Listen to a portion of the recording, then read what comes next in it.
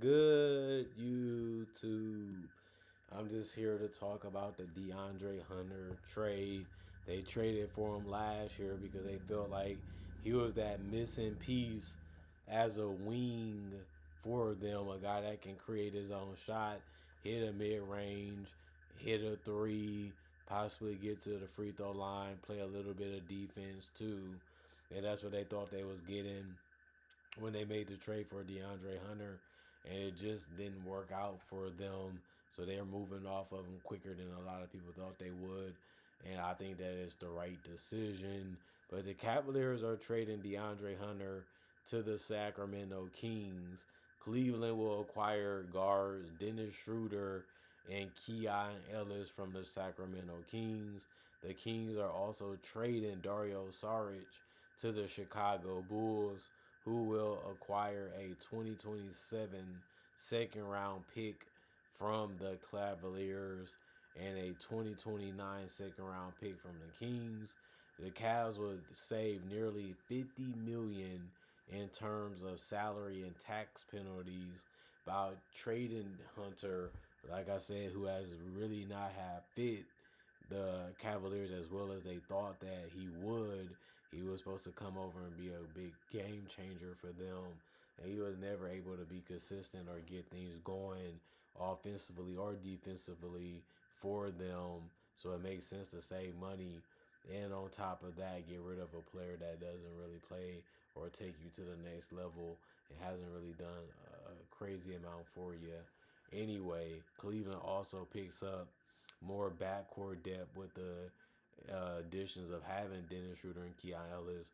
And Keon Ellis is a two-way type of player where he can play some solid defense for you, get some nice steals, hit a three from time to time. And obviously Dennis Schroder can drive to the basket and get to the free throw line. He's capable of making threes every once in a while, especially if you give him space and room. He's not going to be afraid to take those type of shots. The Cavs guard rotation has been hit with injuries, with Garland missing a significant amount of time this entire season. He's been in and out of the lineup even last year. And then Matt Strus hasn't even really played that much this year either. He's a guy that can hit a three and make some plays at his position. And that's something that they need right now, is shooting and a little bit of team spacing, and just a guy that understands his fit and his role on the team. And I think that when he's get healthy, he can do a little bit of what they wanted DeAndre Hunter to do when he was traded to there last year. And obviously Sam Merrill also was another guy missing a lot of time this year that they haven't really had as a weapon for them. And it's unfortunate that they have so many guys that's important to what they do, important to their style of play, because they like to drive, they like to dump it off, they like to kick it out. And look at all these shooters, Garland, Strus, and Merrill that's out, and you're not really getting much and really nothing out of them for that reason, because they have missed that much time throughout this entire year and this entire season. The Kings are able to add, they're happy to get Hunter to play with Murray. That's going to be something interesting. They still got DeRozan, but they still got Levine. They still got Sabonis. They all have been in trade talks, so we don't really know what's going to happen with them and if they're going to try to keep them. But getting another young wing in DeAndre Hunter isn't a bad thing, especially when you're giving up the type of guys that they just give up. It gives them more size. It gives them more versatility, but you still need him to be more consistent offensively, especially if it's really going to pan out for them in the long run. But his contract isn't bad. It isn't a crazy one, but you still need him to be a better shot maker. It's more minutes for Neat Clifford now too, because of this trade. So they like him. They see they see it every day, because he's already in the gym. He's already working out. You know how much he wants it. You know how much he can do for you. And you just want to give him more chance and opportunity to learn and experience things on the basketball court and grow as a player and grow as a man. And that has to come with you believing in and you thinking that he can get these things done, he can get these things handled on the basketball court too. So we'll see what happens with that. Chicago will bring in Saric via the trade exception and is picking up two second rounder picks for helping facilitate the deal. The Bulls will reportedly waive Javon Carter to create roster spot to complete the trade. I'm not really a big fan of that because I personally feel that Javon Carter is a player that you want on your roster. The man can hit threes. He can defend. He's a guy that doesn't mind if he's sitting at the end of the bench. He doesn't mind if he's not playing. He doesn't whine. He doesn't complain. He just comes in and try to do his job to the best of his ability. And that's one thing you have to love about him. That's one thing you have to give him credit on. Is he's a really good professional at this beautiful game of basketball that has turned into one of the best, if not the best, business and entertainment things in the world. But there's a lot of things happening right now, and obviously the Cavs, they still trying to keep their window open to possibly win a championship without Ramon James. And it always has made sense to try to do that for your own bragging rights, and you still want to be competitive, and you still want to put the best product that you can out there, and they just feel like DeAndre Hunter isn't really helping them with that. So it makes sense to say, well, we got to end it eventually. Somebody's still interested. They're giving us pieces that we like.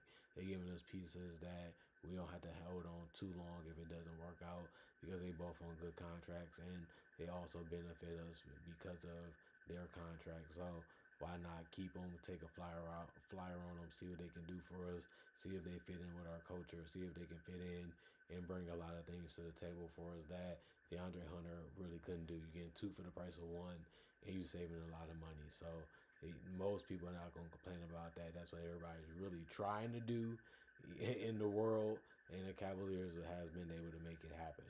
And you know what? The Saric thing, he has size. Obviously, he can handle the ball a little bit. He can be a big rebounding body athletically compared to Javon. Obviously, a lot of teams do prefer athleticism and size over guys that's smaller, especially when you already got guys like Giddy.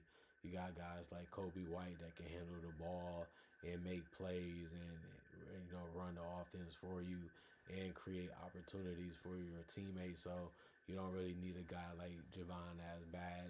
And you got Desumu off that bench, being able to hit threes, get to the basket, and also be a guy that can keep the ball moving if he doesn't have a quality shot that he feels like he can make or take.